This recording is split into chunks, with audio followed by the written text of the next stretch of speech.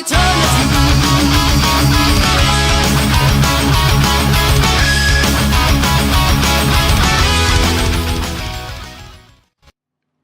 know, Stephen King may be onto something.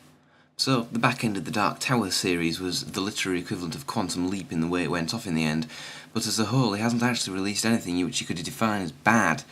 He also likes Harry Potter and doesn't like Twilight, which in my book means he wins at life. So, Twilight. As a whole, this feels like the literary equivalent of a kick in the head, giving you a headache and possibly a nosebleed from rising blood pressure. And those are the good bits. Now, if I knew Buffy Summers, I'd be phoning her right now for her to get a finely sculpted rear end to Fawkes just to take that Edward's arse out. He was responsible for the sadly declining standards in modern young adult lit, alongside the obsession with sparkle pixies. Well, him and a woman who can't even spell her own name. You see, Stephenie Meyer just can't write. Some writers might struggle with dialogue and others might struggle with world building, but she fails badly with both. The dialogue is about as compelling as a programme about how to comb hair, and the world building suffers from thesaurus rape. The only thing to suffer thesaurus rape more is the description of our beloved Eddykins, to the point I wondered whether I was reading this talentless woman's wet dream. Also, just to attack other real people before I actually have to review the book, why do people insist on calling the Twilight series a saga? It isn't. A saga is a long tale of heroic achievement. If this is heroic, then match up to the toilets on a morning to take a dump should be rewarded with the Victoria Cross.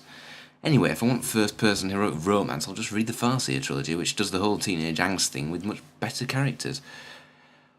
Ultimately, Bella herself is a Mary Sue, that bane of modern fiction.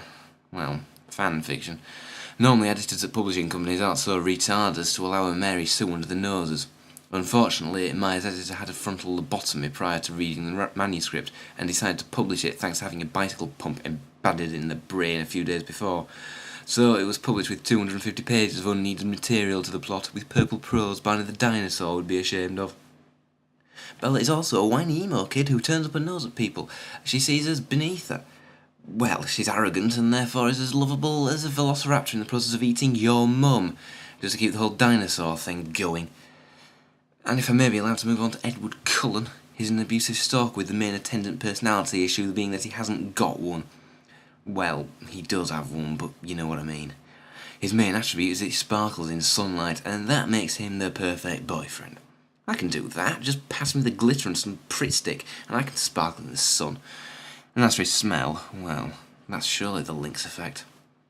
Speaking of smells, why is Edward so shallow as to fancy Bella simply because she smells good? I've met girls who wear nice perfume, but I haven't felt an immediate need to bone them like there's no tomorrow. Perhaps I haven't got the spider sense-like sense of smell that the faux vamp has, but it's still the same thing. I suppose I have to move on to the plot now, but I do so reluctantly. If I was being kind, I'd describe it as a bland Buffy side plot, but I'm not being kind. It's not the job of a critical reviewer to be kind.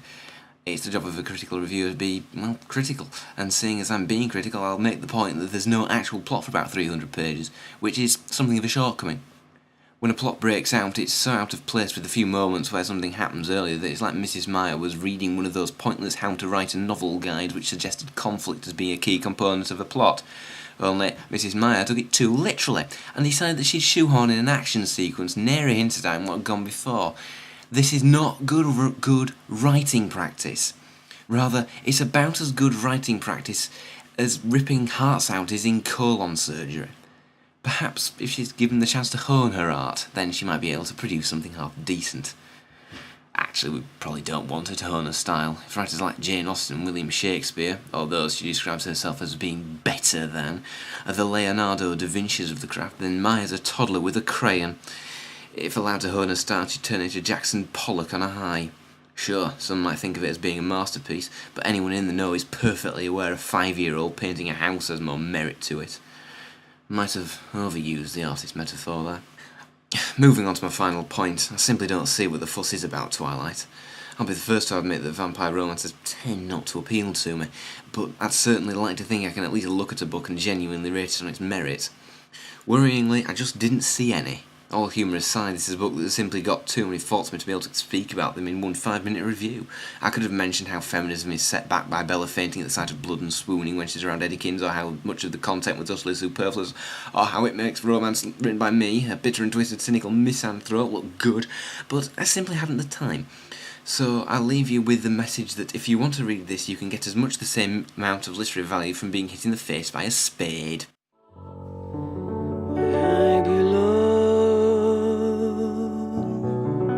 I belong.